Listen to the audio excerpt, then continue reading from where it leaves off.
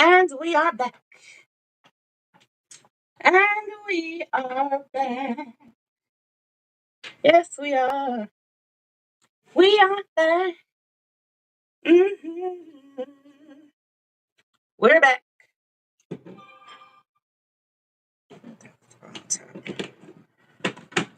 Hey, we're still doing our self care because we've been neglecting ourselves. Okay.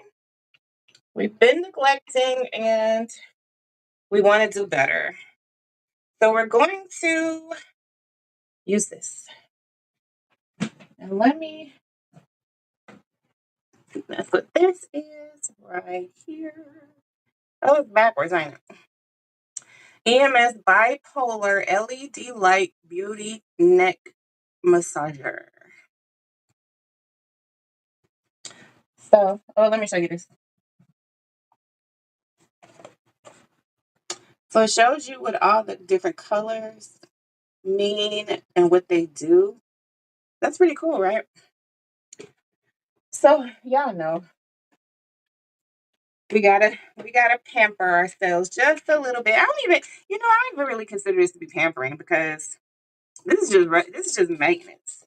You know, so self-care maintenance. So I just clean this off. Just sprayed it with some alcohol. Make sure it didn't have any dust or anything on it. So, you know what I was thinking, you guys? While I'm doing this series on who the F raised me, I figured it would probably be good to do, just like a bit of a story time on who the F I am. So it's like, who the F raised me? But like, who the F are you? Okay. So I've already shared with you guys a good bit of my history, like education history and stuff like that. So pretty much where we left off in the last video was talking about um, getting out of the military, um, focused on my health. My father ends up moving my mom. I'm putting a little of this CBD oil on it so that it, glides really smoothly on my skin. I'll put a little bit there. Make sure it's even. So, so yeah, okay. So now I'm trying to figure out also at this same time that this is going on, like, what am I going to do with my life? I don't feel that my ability to work is over. I just feel that I'm going to have to figure out my new normal, figure out how to manage my health, be a productive citizen, figure out another career path, And so I think about counseling. And what I didn't remember is that I had actually thought about counseling when I was getting my first master's degree. So much so that I took the entrance exam to the counselor program, and I was accepted. Like, I didn't even have to take the exam again. I thought I did because I totally forgot that I had I had thought about being a counselor before. I want to say probably what ended up deterring me is the time it was going to take to finish. That's probably what it was. Why this thing? Yeah, tell me why this thing is dead.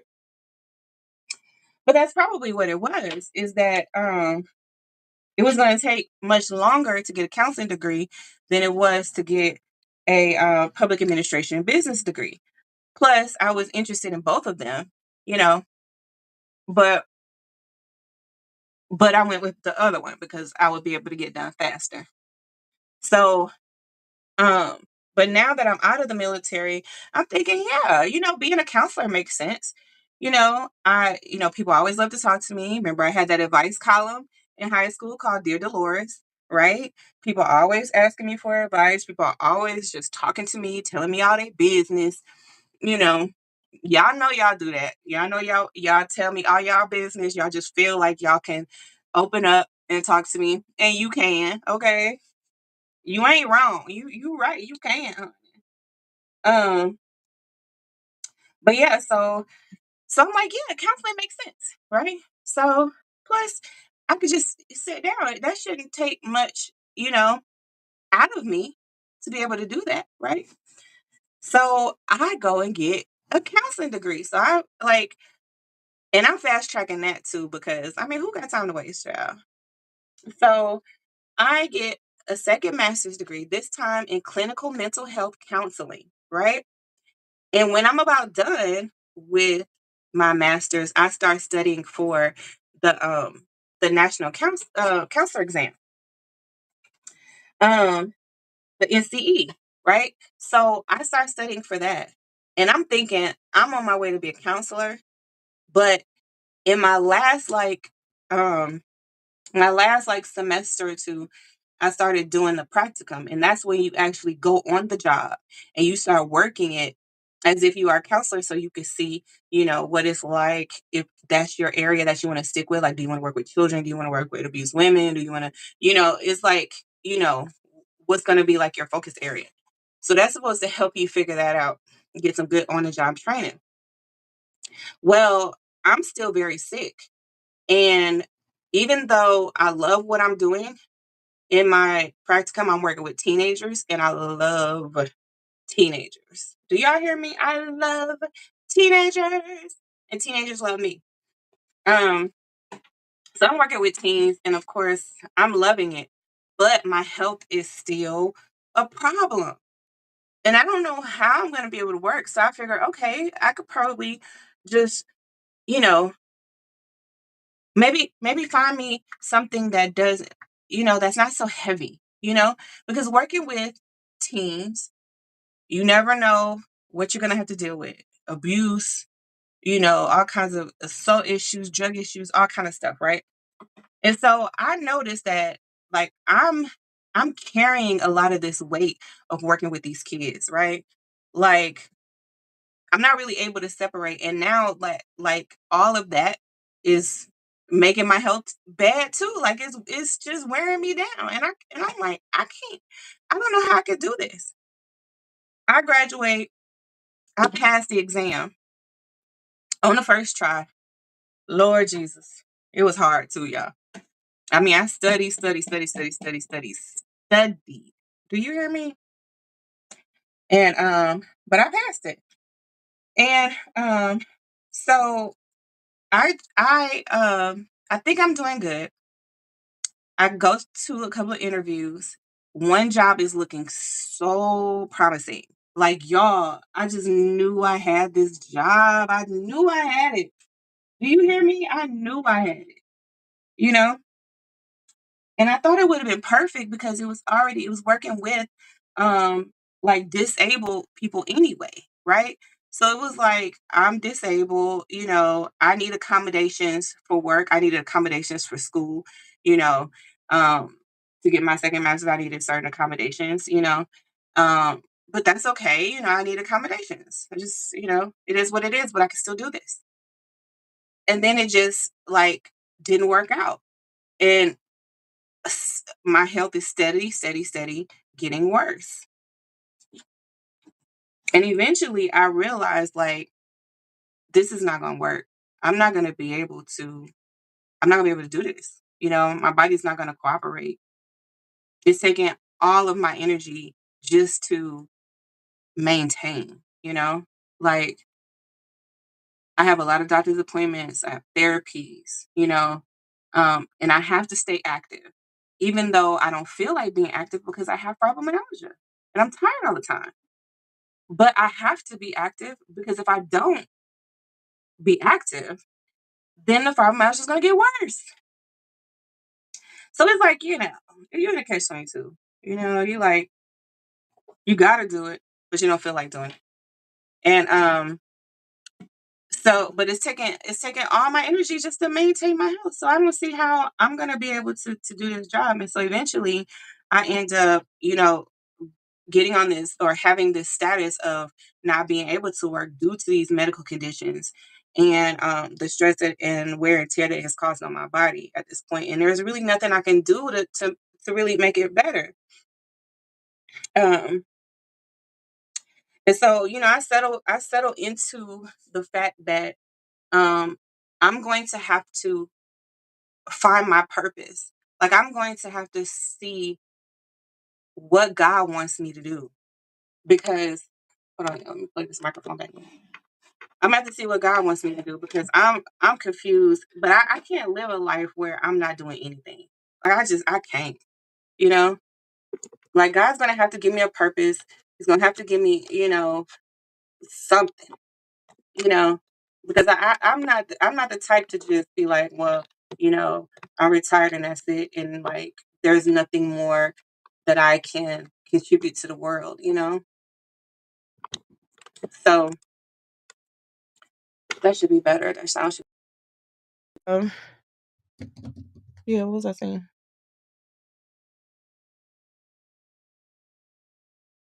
So I decided to write.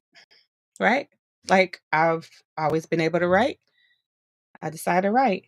So now I'm thinking, okay, well, I have expertise in certain areas.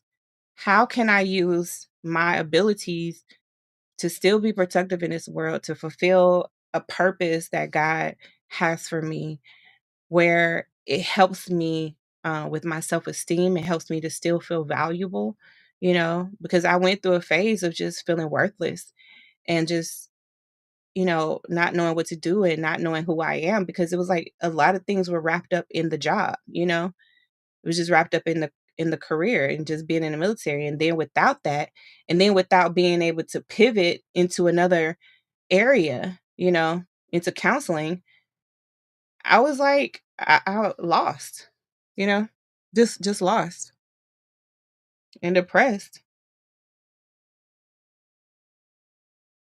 It's crazy. Lost and depressed.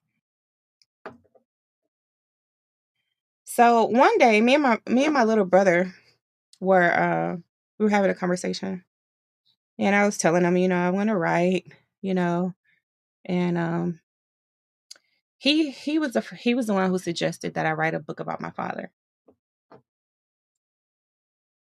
And I never thought about it. I had not thought about it until then. So mind you, this is already after I've had a master's degree and went after I moved back here and everything. And I was just like, nah, you know, I thought that at the time. And mind you, that I'm realizing now that I'm gifted and I'm able to see things that people can't see, you know? And I'm seeing a lot of stuff in my father. And it's like no matter what I'm really doing, like as far as praying, like I try to just pray. Like sometimes when your leadership isn't right in the church, you just be like, well, I just need to do what I'm supposed to do, do what God called me to do and not worry about them. Let God deal with them. So you just try to focus on your job, and making sure you're doing, what you're supposed to do. And so that's what I was doing, right? Like just trying to focus on praise and worship, you know, I wasn't really doing anything with the choir. I mean, we didn't really have no choir, but I was a praise and worship leader. Praise and worship has always been my thing. I am a praise and worshiper. Okay. And I led praise and worship. I was over it. And so that's like always been my thing. But y'all, I also think that that's what really made my father look good. You know, anytime we went out of town, of course, he wanted me to sing because I made them look good. I made the church look good. I was a good representation, you know, and I made my father look good. But I feel like that was part of the deception. Because I made him look good, people didn't realize like how deceptive he is, how manipulative and controlling he is. Because you just looked at the people that was around him. You looked at me, maybe my mom, certain ones. certain ones that were kind of put out there in the forefront. And you would think that it's all good, like everything's normal, everything's all good. He has to be a good pastor, he has to be a good father. I mean, look at his daughter, you know? But see, that's when I realized like I was like I'm being treated as an object here, you know? Like there's things that are going on in the church. My father's making financial decisions and not talking to anybody. He's like buying buildings, you know, he's buying things, he's doing these major moves that cost a lot of money and not like talking to anybody in also on the leadership team on the board, not talking to anybody about it, just doing it, you know? We begin to have a problem with it because it's like, how are you taking the money? You know, we're supposed to be paying off our church. We're supposed to be renovating it, improving it. I mean, we've got leaks. You know, the bathrooms aren't sufficient to handle, you know, a large amount of people using them. We have water problems. We have pest problems. We have mice. You know, we have stuff that's going on in there.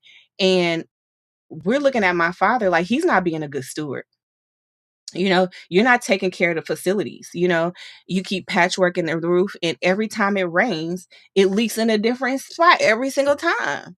Like, what did you create a new spot, but it wasn't previously leaking there, but it will all of a sudden be leaking in another spot? Like, what the heck is going on?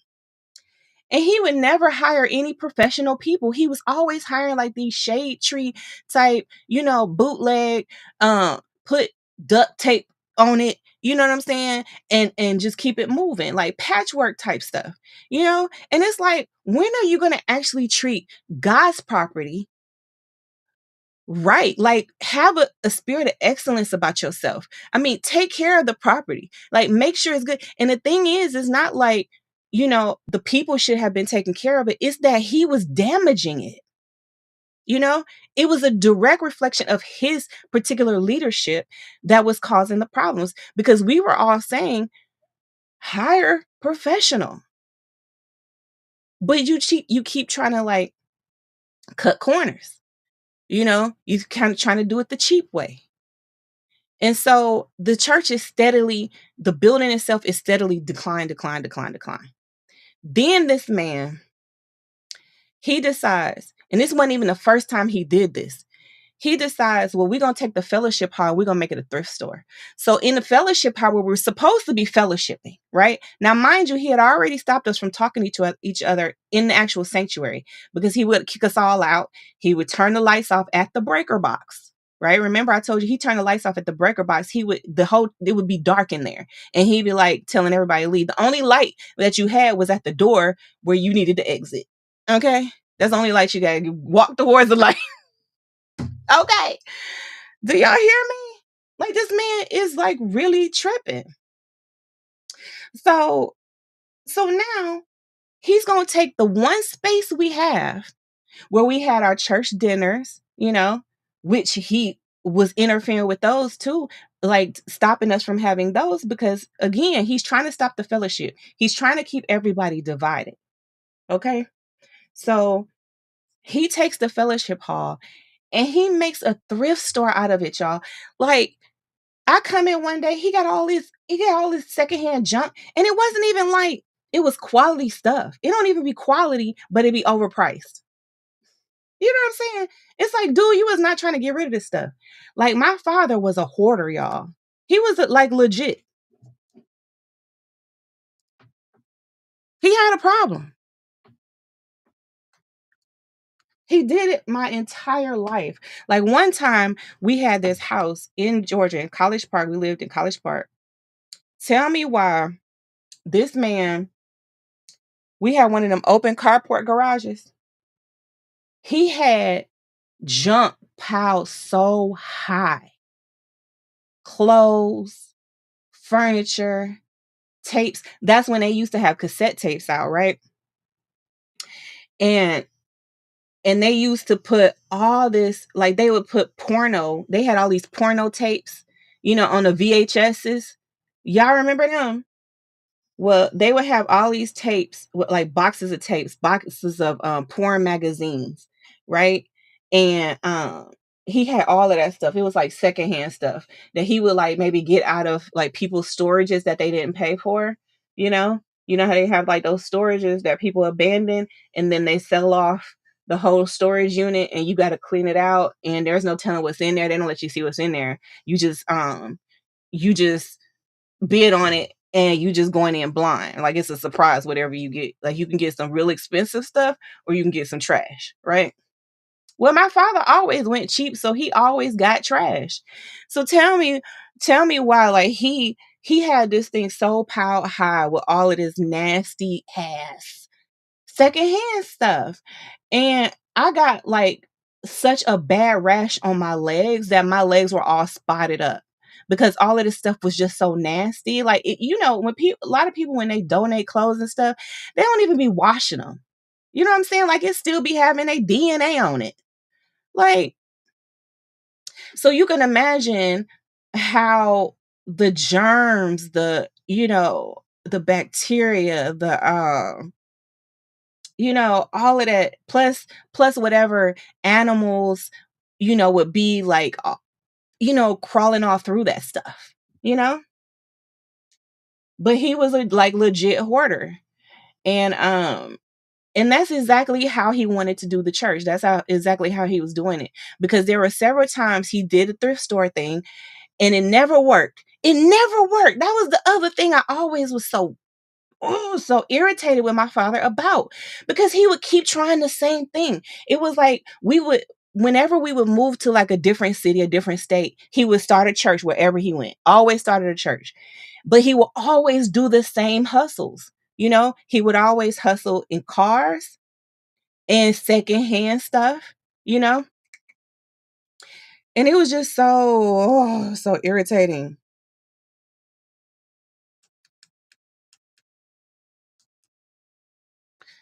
Like it was always so so irritating.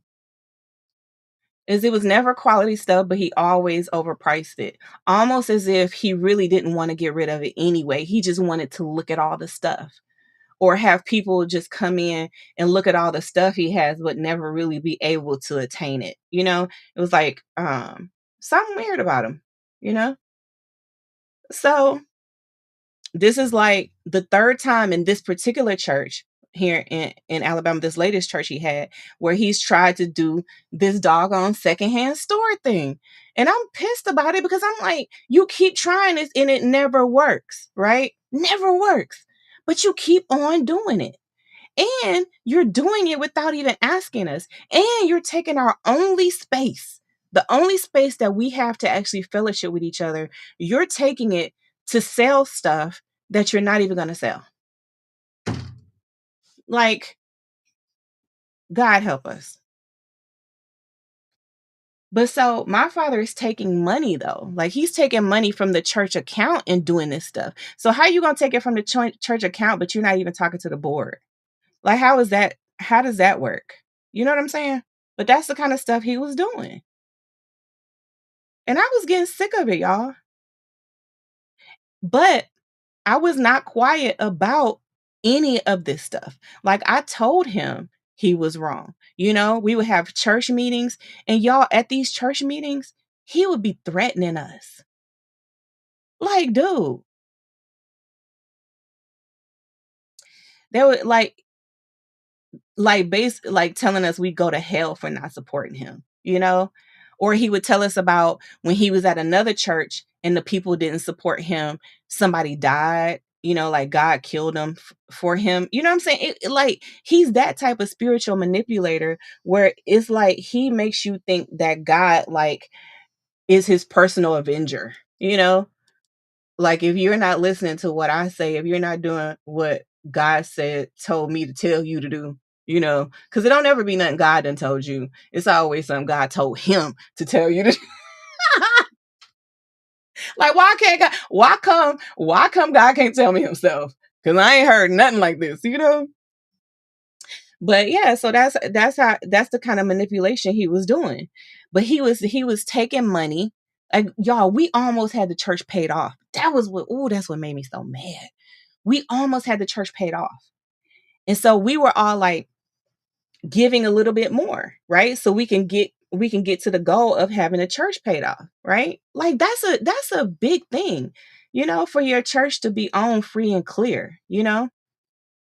And so that's what we was all working towards. But then this man goes and get a loan that makes it higher. Like now we're not as close to paying it off because you just went and got another loan. And then not only was he getting a loan against his church, but he was getting it for another church, that the place that he calls the school. He was getting it to put money into that, and we weren't with it. We weren't supporting that. The crazy part is like, I mean, yeah, just on its surface, like it sounds good, right? To have a school. Oh yeah, that sounds good. You sound like you're a big shot. Oh, you got this school. That's how he wanted it to be. But the actual realness of it, of having a school where you're teaching people, where you're in charge of imparting knowledge, understanding, wisdom, you know, like that's not a game. You know, that's not a game. You don't play with people like that. And you're already playing with people. So we didn't see how a school would be the right thing to do. Plus, who's going to run this school? We ain't running it because we don't want it. We don't want all this extra stuff that you're trying to make us do. For the sake of controlling us. Like you're putting these tasks on us. You're putting these financial obligations on us. You're you're literally trying to wear us down. And it's somewhere in the Bible. Y'all help me if you know the Bible. But there's a scripture somewhere in the Bible where it talks about the church leadership exhausting the members, um putting too much on them and on stuff on them that the leadership themselves wouldn't even do. They just pass it on to their faithful members. And that's how he did. And we were just like, no, sir. No, sir, we not no. So I told him I wasn't with it. I didn't support it. I'm not coming. I'm not helping. You know what I'm saying? No. I'm trying to manage my health. I I can't even work a regular job. But you want me to run a school for you? You know what I'm saying? An actual school. This wasn't even no online, you know what I'm saying? Where I could do it with my onesie on, you know? No. He has an actual building and it wasn't even close. It was an hour away. After he done moved my mom 2 hours away, then he goes and finds this school an hour away and thinks that I'm gonna travel there to it. Absolutely not. I was like, it's everything I could do to get here on time, and it's just 20 minutes up the road. And you think I'm gonna drive 40 extra minutes? I ain't gonna make it. He got mad at me, y'all. He was mad. I mean, he called me so many times. He said he was mad at me because I spoke up in one of the church meetings. He's like, when you speak up, other people speak up too. Exactly. That's what I want to happen. So you see how dumb this stuff is. You could see that we're not supporting it. But he didn't want us speaking up, y'all. He just wanted our silent compliance. That's it. Just shut up, give your money, and do what I tell you to do. That's what he wanted. And he wasn't getting it. He was not going to get it. We are the ones who kept him from being his best, worst self. Does that make sense? The whole point was for him to be greedy, self-serving, self-aggrandizing. He wanted people to look at him like he's this great man. And we wouldn't let him. And he was mad. He was mad about it, y'all. He was mad. Oh, he was mad. to the point where he would be praying. Like we're right there and he's praying to God that God teach us a lesson. It'd be stuff like that. And it's like, Negro, we can hear you. We can hear that you're praying for for for God to punish us. Like who does that? You know, like we right here. We can hear you, sir. But yeah, he would do that. But that had to get to some people. That got in some people's head. I mean, I ain't gonna lie, I was bothered by it. I would sit in church, y'all, while my father was preaching, and I would have panic attacks. Like literally. Full on panic attacks, y'all. And it wasn't because I had no evil spirit on me. It was because my spirit saw the spirit in him. My spirit, gift of discernment, is what saw the spirit of deception in him. But I didn't know that at the time. I was just realizing it. Like I was just coming into like this realization that I see things that people don't see. You know? It's crazy. But see, here's the thing. This is why I think a lot of people doubt their discernment is because one, of course, there are deceivers out there who are trying to make you doubt your discernment. But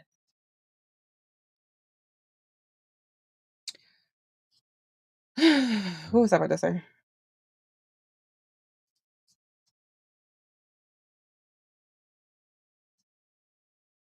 First of all, you think you're alone. Isolation, like, really, really um plays a part in it. Because when you feel like you're alone, then you also feel you have no safety net. You feel like you have no shelter. You feel vulnerable and exposed, but not in a way that things should be exposed, but in a way that leaves you weak to um, the things that can happen. Look, now it's gone dead again. Y'all see that beep blinking? So, so there's people who are actively trying to make you doubt your discernment, and that's what my father was doing. Like actively trying to make me doubt my discernment. Now, discernment, what I didn't even realize then is that how we were trying to help my father, right? Before we realized that um his motives were, they were all wrong, that there was really no talking to him, there was really no reasoning with him or anything like that. Um but before we realized that, what we were doing was um we would have meetings, and once he started having the meetings, he kept trying to not have the meetings, but we kept insisting on them. But what he would do, dang it, what was my point? I just lost my whole train of thought.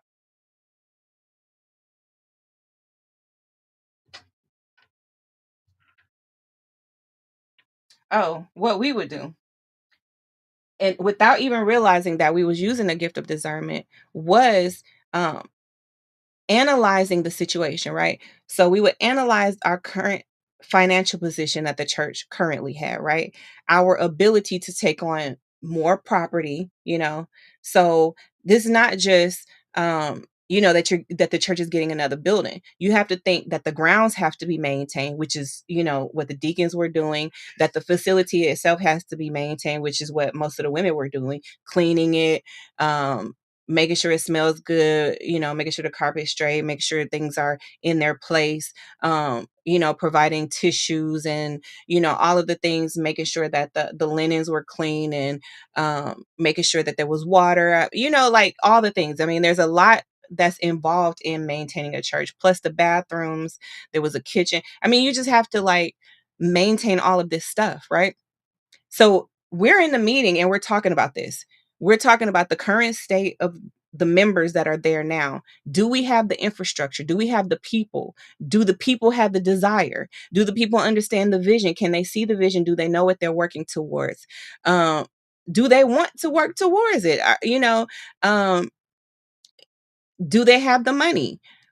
Do you have the resources to maintain the facility, to maintain the building, to paint when there's need to be paint, to fix things that need to be fixed?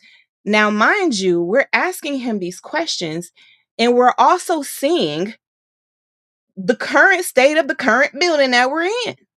So we hear you saying that you got it right, like you got the vision, and God told you to go for it.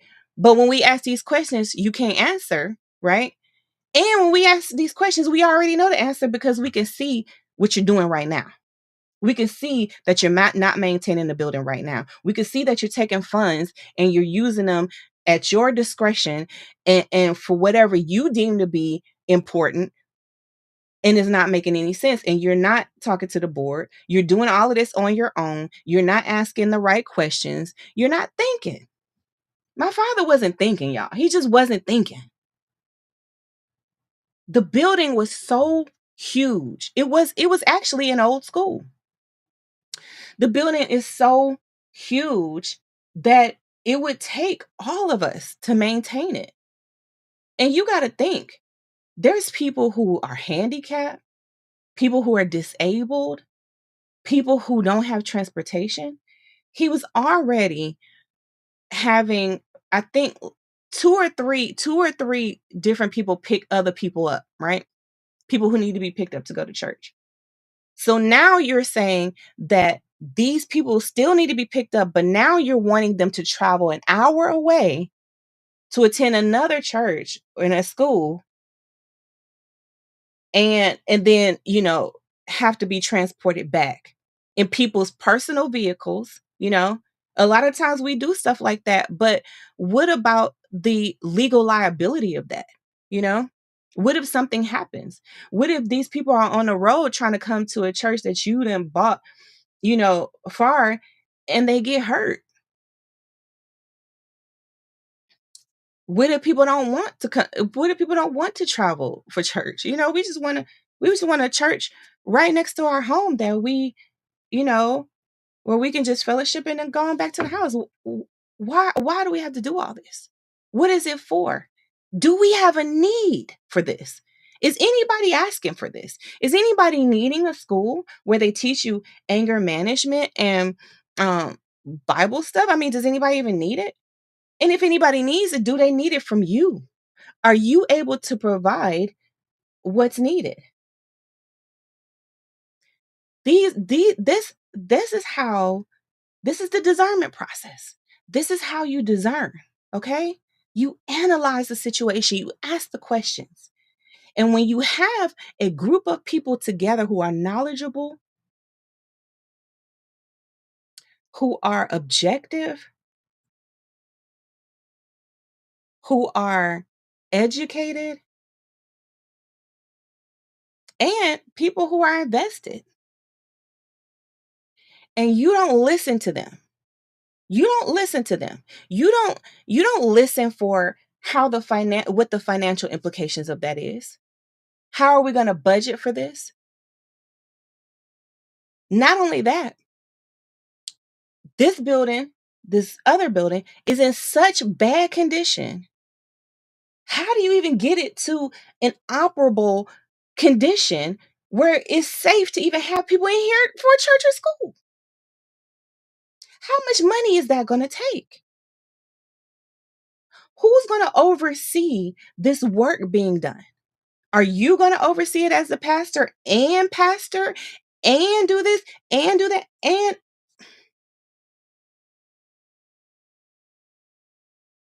this is the discernment process. And a lot of people don't even analyze situations like that. They don't ask the questions. They don't think about the ins and outs. They don't analyze.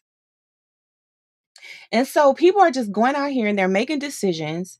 They're, making huge financial choices and stuff like that, never fully analyzing the situation. And the thing that makes that so much worse is being isolated. Because now, where you could have rallied a group of people who love you and who are concerned and who are invested in your well being, now you don't have those voices. You don't have that insight. You don't have that wisdom. You don't have that knowledge. You don't have someone asking the questions that are going to invoke thought, that'll make you consider something that you didn't consider, but you're glad that they made you consider because it's going to have an ultimate impact in the plan.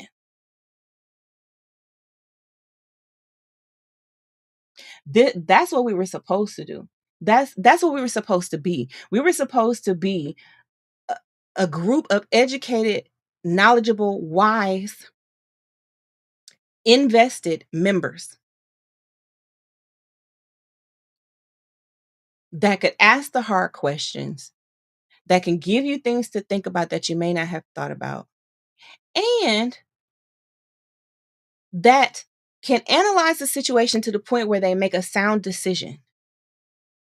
And they make a sound decision that you can honor and respect because you know that they did the due diligence. You know that they went through the discernment process, right? So now you have more trust and faith in that decision because you know that they did the work. But we have a leader, right? We had a leader that was angry with us for doing the analysis, angry with us for asking the hard questions, felt personally attacked so much that he prayed to God in front of us that God would punish us, that God would show us that we're supposed to be supporting our pastor. That's some bold stuff right there, y'all. Don't you think? You're going to be so ignorant to not even think about any of the decisions that you're making and the implications of the decisions that you're making. But then you're also going to stop the people that you have on your team who love and support you, who give to your cause, who serve, who are invested, who are knowledgeable, who are wise, who are educated. You stop them. That's the type of leader my father is. He wasn't fit to be followed. He's not fit to be followed. He is not a good steward. He wasn't a good father. He wasn't a good husband. He's not a good man.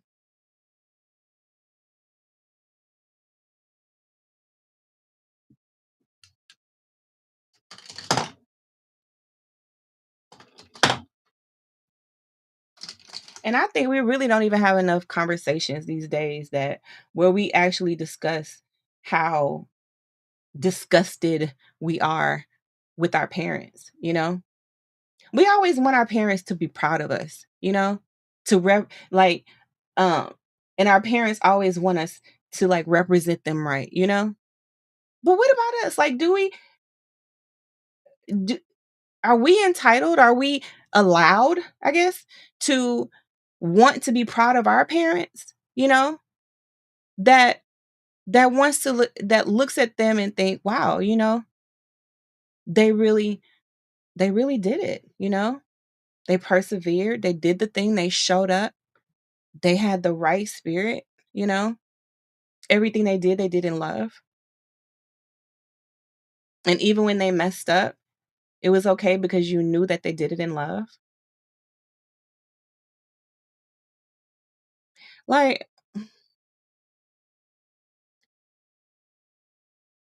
he doesn't represent me right, you know? I'm not proud of him. Now, there are some things to be proud of about him, you know? He never left us. He stayed. And I mean, you can look at that as a positive and a negative, right? Like at the beginning of the last video, I told you that my father protected us. He protected us from all the outside sources, but he didn't protect us from himself.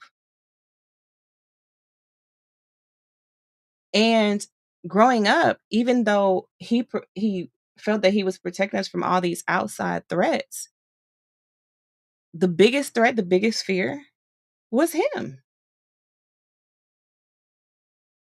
And his protection of us was like, you're not going to mess with what's mine. You know, it wasn't that we were valuable people, you know, with purpose, with agency, with a future, you know? He looked at us as his property. So his defense of us was just like he would defend his car. He wouldn't want nobody hitting his car or like getting in his car and dirtying it up and mistreating it, right? Same way he looked at us. So even though I can say that my father protected us, there's this bit of like salt in the whole thing. And that's what you kind of realize sometimes. I believe that's the thing with narcissists, right? Is that you can talk about the good things, they're good times. I mean, surely, right? But then when you really think about there's always that salt in there. There's always that little bit of shit.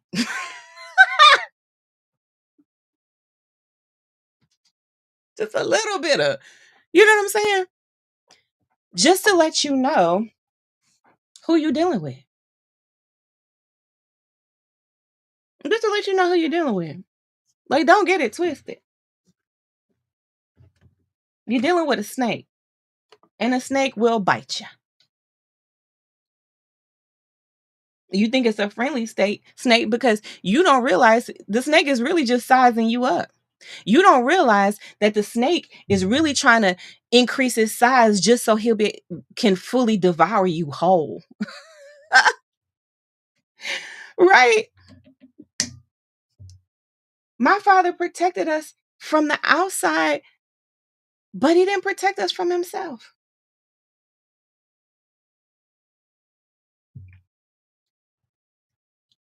So I respect and honor the fact that he protected me, you know? But I also have to acknowledge that it wasn't because he valued me. It's because I was his property. And just as much as he protects anything else he owns, that's how he protected me.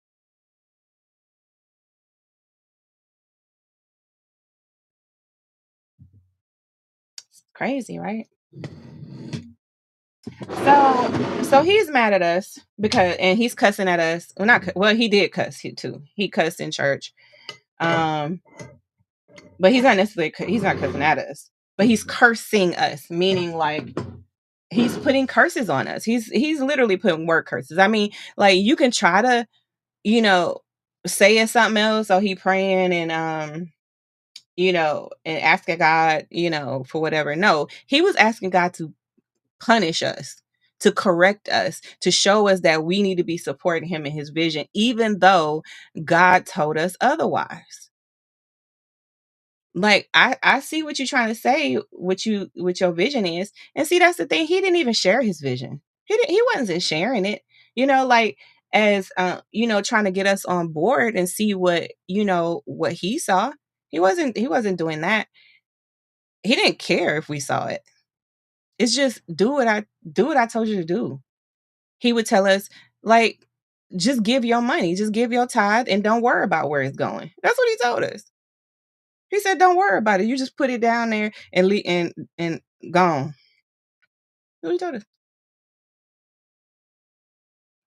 I'm pretty sure I have that on a recording.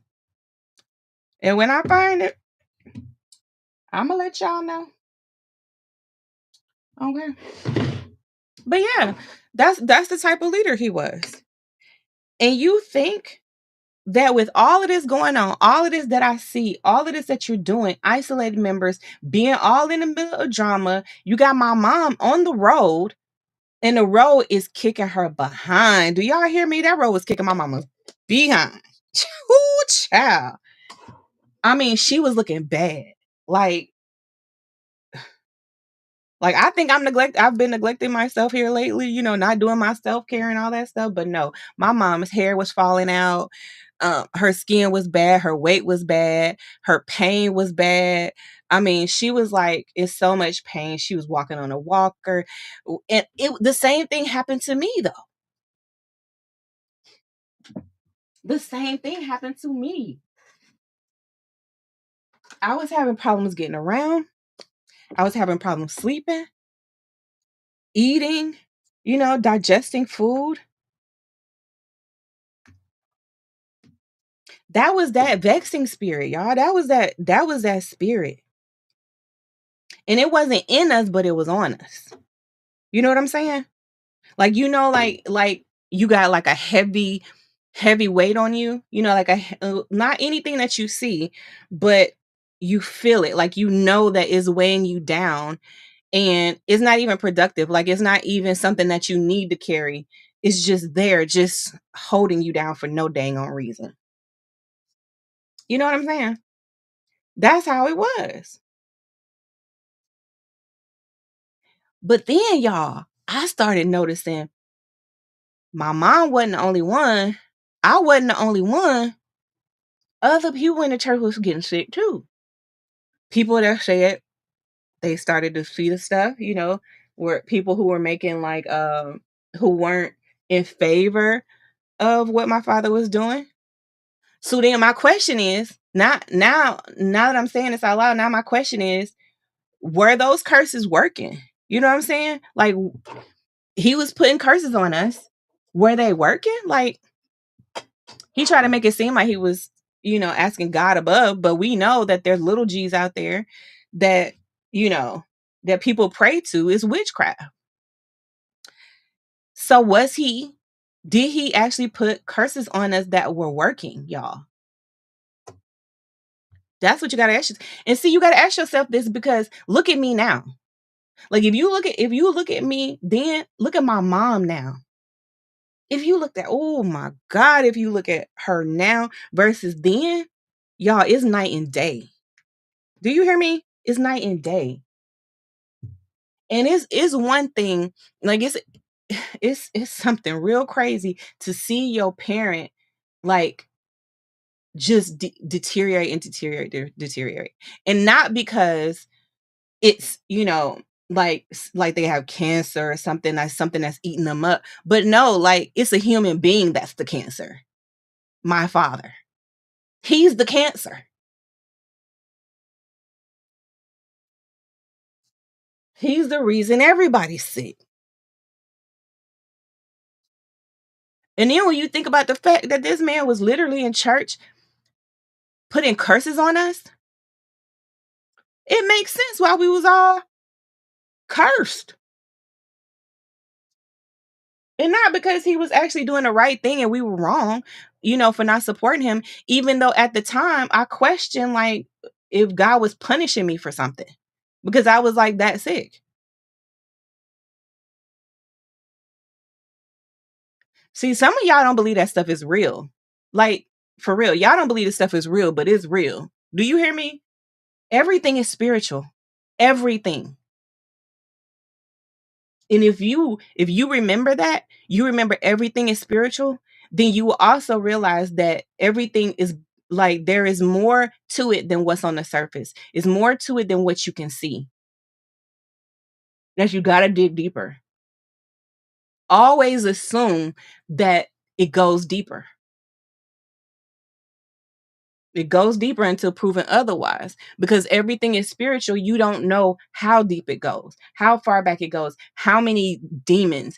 It could be legions of demons that are operating and working in a certain area. Even when you see, like, certain like geographic locations that are suffering from a certain thing. Like look at the violence that's going on in certain parts of the world, but it doesn't really go on in other parts. It goes on in certain parts. Those are like principalities and like that are in those areas, you know, where it's like certain demons are just like they run it, you know, like they run that area. Y'all got to think about this stuff. Everything is spiritual. You're spiritual, but not everything is godly. You know, that's what you got to remember, that there's evil spirits out there too. And you got to be careful, child. You got to be. I believe my father got a spirit on. He got a spirit in him. Like I feel like at this point he is reprobate because um I feel like if he was going to come to the realization of the thing of what he was doing, then he would have. You know, he would have, and um he would have asked for forgiveness. He would have repented. He would have confessed it. He would have began to do the work to you know, to make amends or um to clear any spiritual debt that he may have. You know, like I believe that there are steps to it, you know? Like when you have committed like spiritual crimes, right? Like spiritual crimes. Just think about this. I'm not going to get into what spiritual crimes are, but just think about there are spiritual crimes, right? And you think about somebody who's done spiritual crimes, what do they have to do to make that right? Like do you feel like there's no way to get right? There is. There's a way to get back right. I mean, there is a lot of demons out there that don't want to. But how do you know unless they are presented with the opportunity to get right and they choose not to? That's what was going on with my father. The best thing I could have did was wrote my first book and put it out there regardless of what everybody was telling me. Because what they say is like professional book writers, you know, coaches and all that stuff, they tell you like write your book. Yeah, write your book when you're in pain. Yeah, but don't put it out. Like don't put it out until you're on the other side of your pain and you can see, you know, you have the hindsight of looking at it from now I can see it from a different perspective. I can, you know, um, look at it more objectively and see the lessons in it, or pull out the good things in it, pull the testimony out of the test, so to speak, right? But I didn't do that. Okay. Long story short, I didn't do that. I didn't wait. I was like, no, I'm going to put this out just like this. And even though I felt like I wasn't really offering y'all much, you know, I didn't have all this whole epiphany of these are all the lessons I've learned from this experience. I couldn't give y'all that. You know, I couldn't give y'all that in my first book. All I could give y'all was the truth, you know, was the truth, like to break it down, to be transparent, you know, that's all I could offer y'all. And so that's what I gave y'all. And I put it out there anyway, regardless of what the professionals were saying. Because nobody ever does that. Nobody ever puts out the problem in the problem. You know what I'm saying? While they're going through it, to see how this is going to turn out. If I expose this now, if I don't allow the silence to control anything anymore. And I do it. I just put it out there, you know? And that's what I did. I just like, we're gonna see. We're gonna see. And true enough, it came with some problems, y'all. Like it did. It came with some problems. I got some threats, you know. My father even told me to stop before he gets mad. He was like, you know, like stop before I get mad. Like, and what does that mean? You know, like at that point, it's like you can't threaten me. You can't even stop me. You know, you could try, but we gonna go toe to toe. It's gonna be a battle to the death. That's how that's gonna go. And the crazy part is I know my father know that too. He know it. It's gonna be a knockout drag out. Like somebody's not gonna walk away. And it ain't gonna be it ain't like I ain't gonna be the one in the bad off. It won't be me. I'm gonna be just fine. You know? Because I already know, like I have divine covering, y'all. Like I'm so covered. I'm so covered. You know what I'm saying? I am so covered. I'm cleaning my mirror. So okay, now now this man ain't listening. He cursing us. You know, everybody getting sick. Everybody who ain't with him on his shenanigans. So everybody's getting sick. So I'm realizing, like, look, I can't do this no more. You know what I'm saying? Like, I can't. Like, I have nothing left. Like, I can't do this anymore. My salvation is important to me. Um, you know, I can't sit back and support this foolishness. You don't care about um you don't care about having us here because you're not honoring our voices, you're not listening to us. In fact, you're cursing us. So not only are you not listening, but you're getting mad about it. Like you want us to shut up. You want us to shut up and just give and do what you say do. So ain't no point in me being here. Like if you're not listening to me, why am I here? So me and the hubby, we like, it's time to go. We had talked about it. We had talked about it for a while before we ever did it. Um, just trying to see what God was gonna do about it. Maybe we were wrong. Maybe things will change. What if we do this or that to see, what we can do to help the situation? Maybe we should have a meeting, you know. It's like you just have meetings on meetings on meetings and nothing ever changes. In fact, we in a meeting and you get mad at her in the meeting. And before anybody can even do anything, he preaches, he does this mini sermon where he's twisting stuff in the Bible to make it seem like we have to support him, according to the Bible. And it's like, that ain't what that mean. But he does that just before anybody can say anything in the meeting because he wants that to influence what you end up saying. And you're gonna be cautious because you're like, oh man, he just said that there was somebody in the Bible who got killed because of that. You know? And so now you're not gonna challenge him because you're thinking like this must be that same situation. And it's not. It's somebody who has manipulated God's word to manipulate you into doing what he wants you to do. That's all that is. And I'm looking at this. But at this point now, y'all, I'm recording it. So I'm like during church, I just press record on my phone, sit my phone down, I listen to the sermon, I do all the things. But meantime, I'm just recording it because there are times like sometimes my father would record his messages. But there were times where he would cut the recording. He would tell it was usually my brother that was on the camera. He would tell my brother to cut the camera, and he would say stuff to us that wasn't recorded. And so that like I started to think like he don't want this is the stuff he don't want getting out. He don't want this to be repeated. And if you repeat something that he said, he can always just say, well, you misinterpreted. This is what I really said, or you took me out wrong out of. But when you record somebody, okay, and it's their words, their voice, word for word, not him like after the fact trying to twist it and make it seem like somehow took it wrong. No. No, I got you recorded, sir. You know? So I started recording them.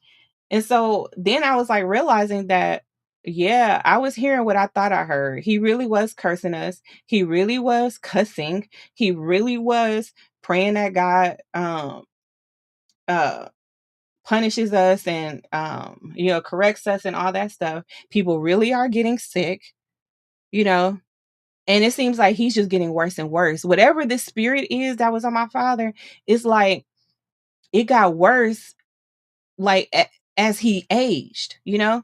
It was like something like this spirit has to has to accomplish this thing before my father dies. Like this has to happen. And the older he gets, the more he's realizing his demise, the closer it gets. I mean, the older you get, the closer you get to dying, right? The closer you are to dying. So this man is realizing he's an aging narcissist. He's realizing, like, dang, I'm supposed to have more. I'm supposed to be able to say this, and this is what I did. This is my legacy. This is what I accomplished in the world. But not because you're building the kingdom, which is what you were supposed to be doing as the pastor. No, like you're building your own kingdom. You know, you're building this for yourself, and you're not worthy. Okay, like just plain old period. You're not worthy. Maybe if you were deserving, then that would be one thing. But to be this way, and you don't even deserve this. You're not worthy of this. You don't even take care of what you have. So why do you feel like you need to get more? And that we are supposed to also take on that burden for you to have more, for you to have a legacy, for you to say you accomplished this, for you to look rich, for you to be able to show off to other pastors, to make yourself seem like you're the pastor.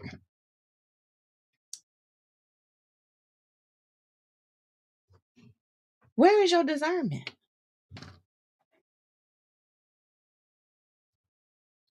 I got mine, child, because I'm seeing it all. I'm seeing everything that's going down here.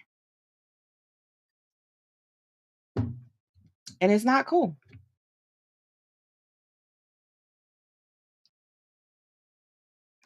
I think it's important for me to say this. Okay. Now, I talk about the child abuse case, right? You guys know about the child abuse case in Germany. Me and my brother were removed. We stayed in the German foster home for a while. Reported my father for child abuse. And after that, the actual physical abuse did stop. Okay? I need y'all to know that. I reported him and it stopped. He ain't like that. You know what I'm saying? He didn't like that being reported. Okay, child. He didn't like that.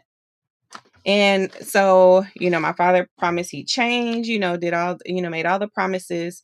Now, when I went back and looked at the medical records from Germany, I mean, the court records, my father was supposed to attend counseling as part of, his court mandate, but he never did. And, when I think about that, as a discerner, right, I think about that. I think about someone who now is showing a pattern of um, that he's not willing to do the work, that he says, I'll do, the corrective action, so to speak. I'll go to counseling, I'll take the education to realize that, my ways of disciplining was abuse, and, you know, and learn ways to effectively communicate with my children, to, correct them when they need it, to discipline them when they need it in a way that is actually discipline and not abuse. He ain't do none of that. And you can see that now how he is today. He is still not willing to do the work. I mean, how do you have all this that happens and your daughter writes a whole book about how you abused her in the whole church and you do nothing to correct the action? Nothing.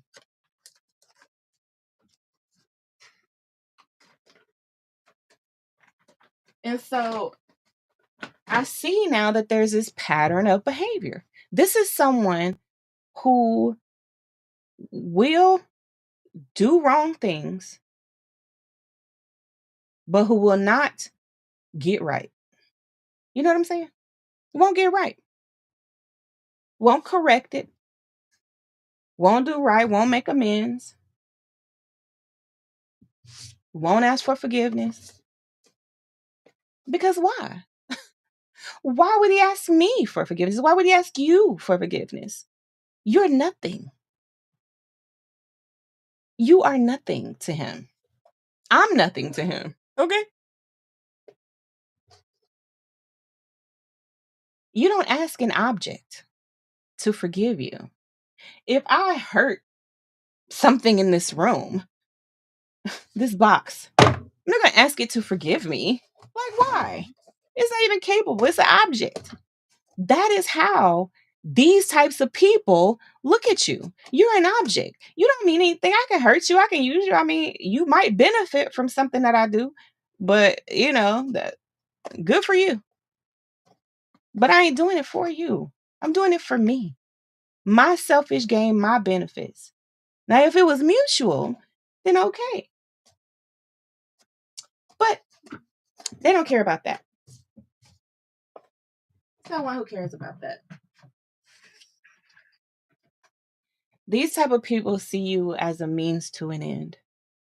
They see you as a tool to be used and then discarded. Maybe they'll pick you back up and use you for, a job down the line. And for some reason, some of us feel that that's where our value lies. That is what we are here for. That is our purpose. And that there's no more usefulness to us than for these manipulators and abusers to do whatever they want with us. And that just isn't the case. But we don't realize all the time that we're being abused, controlled, manipulated. We don't realize that because at the same time, this person is kind of portraying that they need us, right? Like, just as much as I need a microwave to heat up my food when it's cold.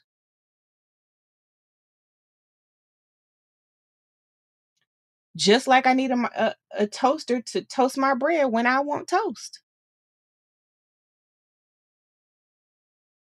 Don't mistake them using you to mean that they value you, okay? Because they don't. And they won't. That's the thing.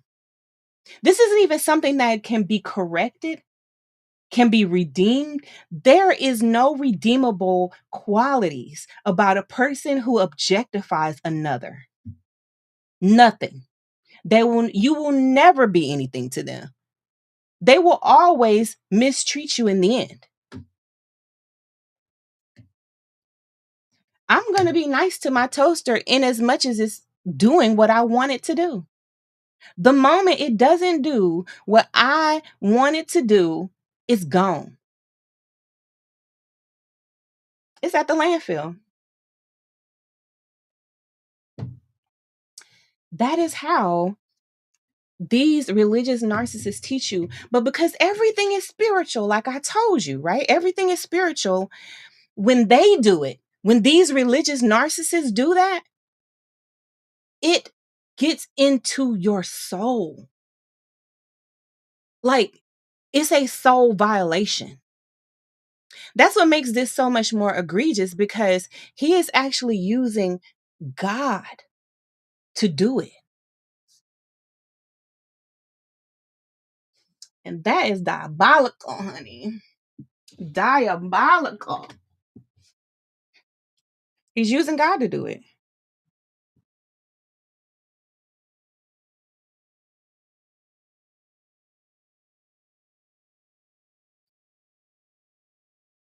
So, how do you even reconcile that? How do you make sense of that in your mind when you are just trying to deepen your spiritual walk? Just when you're trying to serve, right? I just want to serve God and I just want to love people. Like like God told me to. That's all I want to do. I don't I don't want to do all this extra stuff. Like I don't no, I don't just want to be praised and to be pedestalized and to, just feel like I'm some important person. No, I just want to serve. Like I just want to do, I just want to build the kingdom, you know? I just want everybody to see how good God is. How good, how God saved my soul, and made me whole. That's all I want to do. But then you have this person who is trying to or is complicating this complicating that spiritual walk, complicating salvation, complicating serving and loving one another, you know? Because he don't want you serving and loving one another. He just wants you serving and loving him.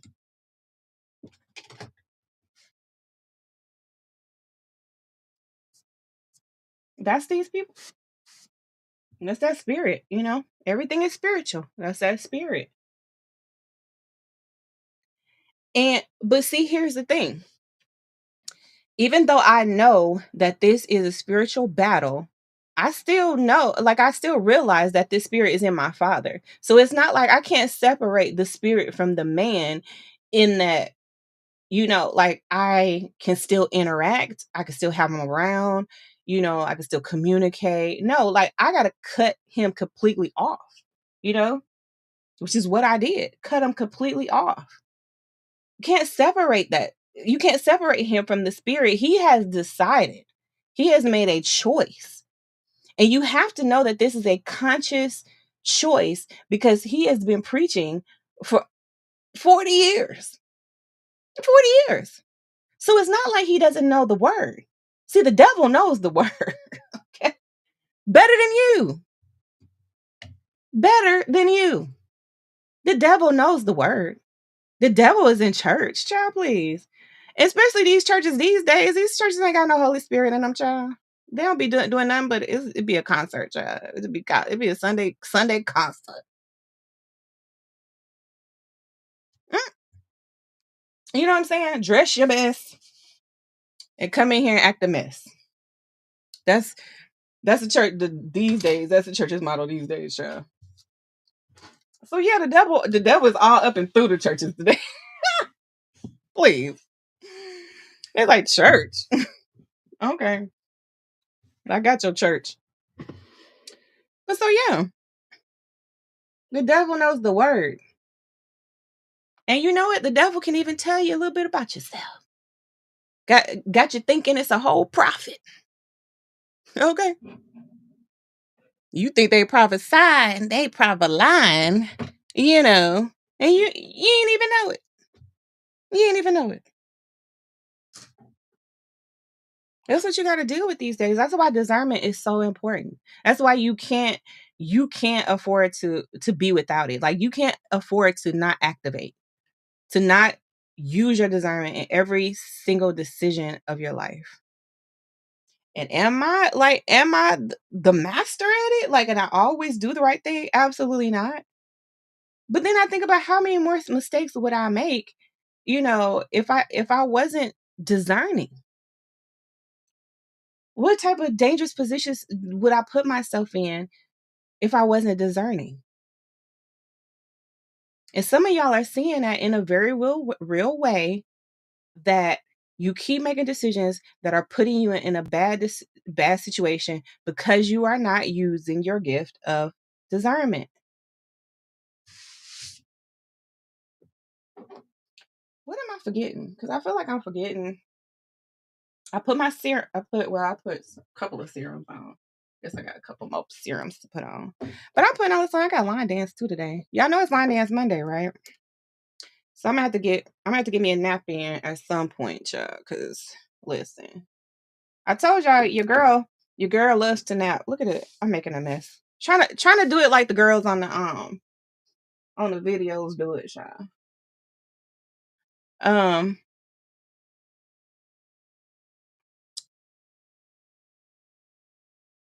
this is my thing. I feel like just because a lot of people don't know that they're being deceived doesn't mean that it's okay. You know? Just because people don't have a keen sense of discernment like I do, right? And they don't see the things that I see. They don't see some of the dangers that lie ahead. They don't see some of the pitfalls that lie ahead, right? It doesn't mean that it's okay. Like, it doesn't mean that it's okay for my father to deceive people because they don't have the discernment to see through it. That's not right. That's where all the rest of us come in, and that's why we have to, like, have a community, where we look out for each other in that way. I think that even when you have discernment, that doesn't necessarily mean that you're an expert in every area, right? Because discernment also teaches you that you're not smart in everything, and that you will have to defer to the professionals, Like, you're not a surgeon. So why would you be trying to operate on yourself? It doesn't make sense. But some people are um so grandiose in their thinking, is that they feel like they have the expertise just because you have the expertise. That's how my father is. I have a whole counseling degree. I just told y'all this.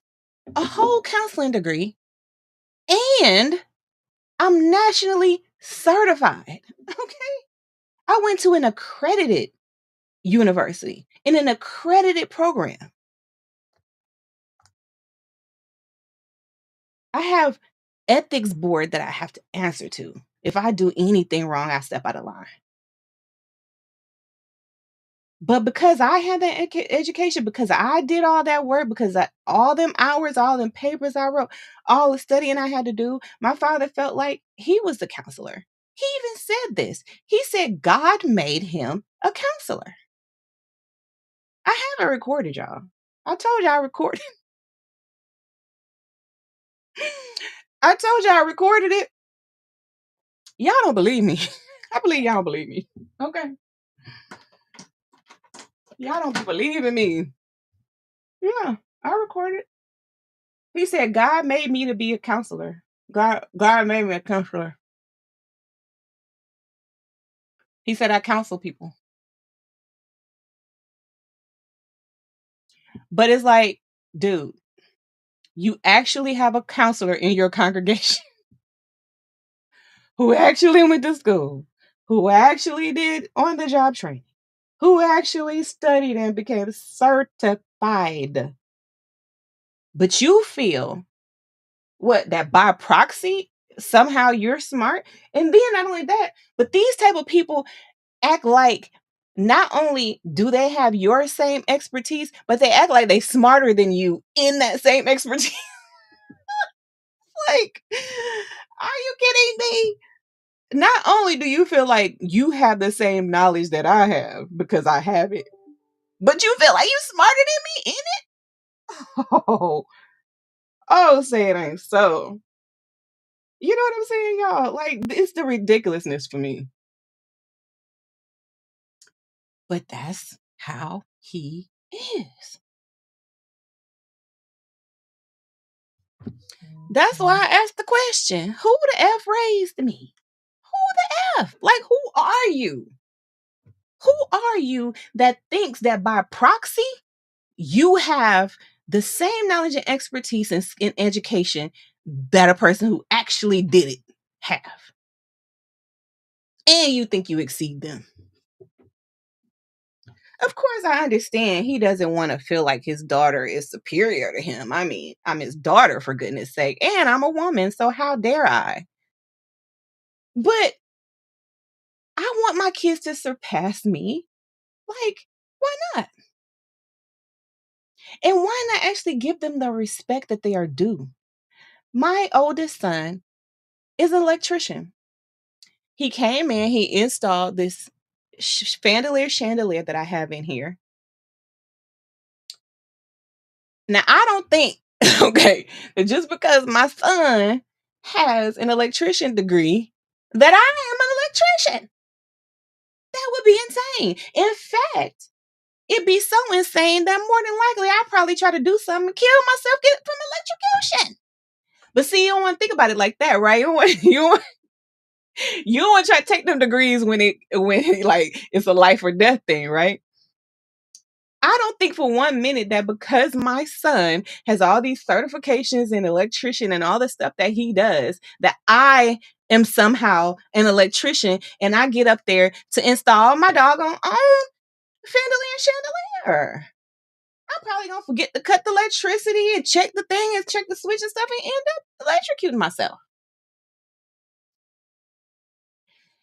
And that is what's happening, but spiritually.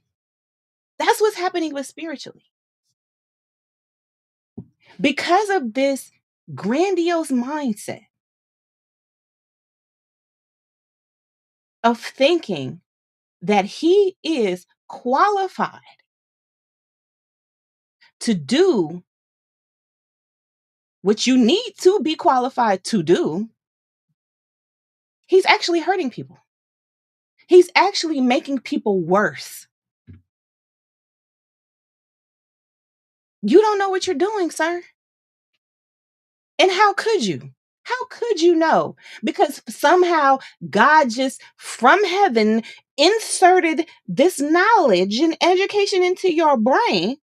I mean, he didn't do that for me. I actually had to go to school to do it. God didn't do it for me. God didn't do it for me. But he did it for my father. Child, please. Child, please. Okay. Y'all, let's let me get to cleaning up a little bit here and doing a little unboxerizing. Okay. But do y'all see the type of madness? Y'all see the type of madness I'm talking about, right? Do y'all see the madness?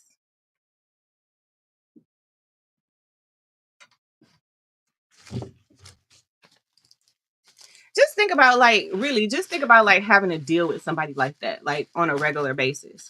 Think about working for somebody like that. Think about volunteering for somebody like that. Like, how are you gonna get anything done? Like, how do you really accomplish anything when that is your mindset? When everything you do turns to crap because your motives aren't right, because your heart isn't right, because you don't think things through, because you are insecure and somehow made to feel less than when you don't know as much as other people who did the work to learn it. Think about working for somebody like that. Like, golly, it's like it's exhausting. It's like it's hell. It's hell for real. And you think about that in church too. You're like, this is hell, but I'm in church. So make that make sense. You know what I'm saying? Make it make sense. But you can't make it make sense because it don't make sense. Period. But that's your boy. That's your boy. You know, that's y'all's pastor. Okay. He ain't mine, child. Cause I can't deal with that type of stuff. I just won't. You know, I'm at this big old age where, like I said, I'm not gonna wear any more uncomfortable shoes. You know, like making better decisions about what I put on my skin, what I put in my body, and who I let in my space. You know what I'm saying?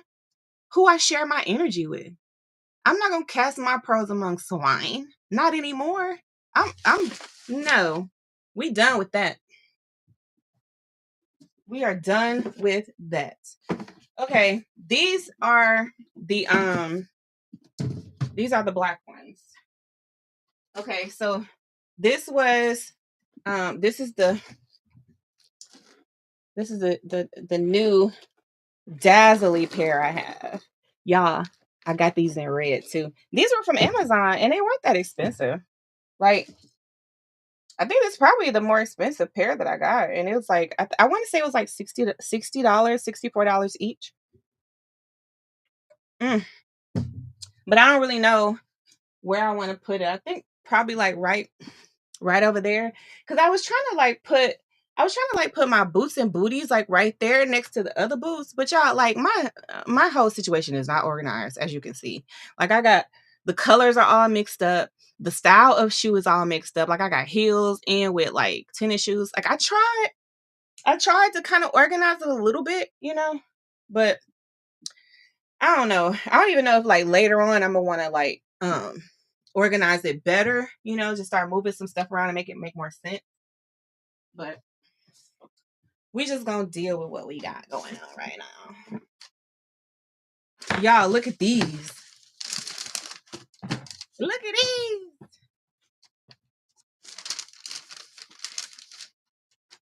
Um